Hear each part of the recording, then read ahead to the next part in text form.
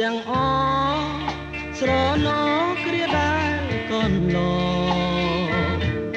អូននឹងប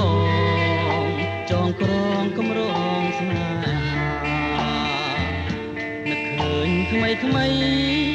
ពេលស្រីគេកាយហាន់ថាហើយវាចាប្រាប់ថាអូនស្នេហ៍តែប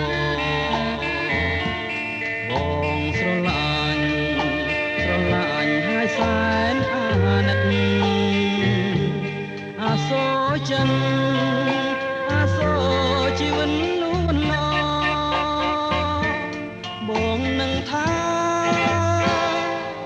មិនអើយមកជួយចាំផងព្រះអើយខ្ញុំផ្សងពងសូមសច្ចានឹកឃើញជានិច្ចមិនបំភ្លេចឡើយស្នេហាទោះយ៉ាងណាក៏ខំរាំងសាលួងឆៃ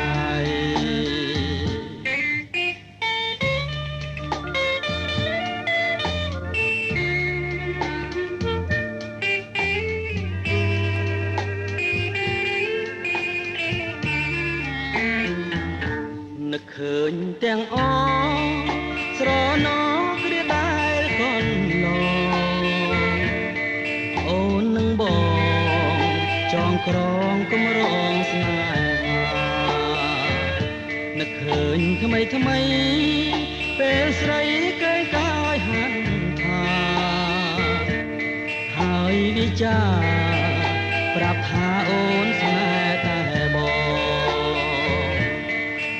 ងស្រឡាញ់ហើយសែនអាណិតអាសូរចិនអាសូរជីវិតលូនឡបងនឹងថា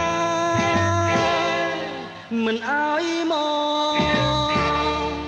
ជួយចាំផងព្រះអើយខ្ញុំផ្សងពងសូមសច្ចា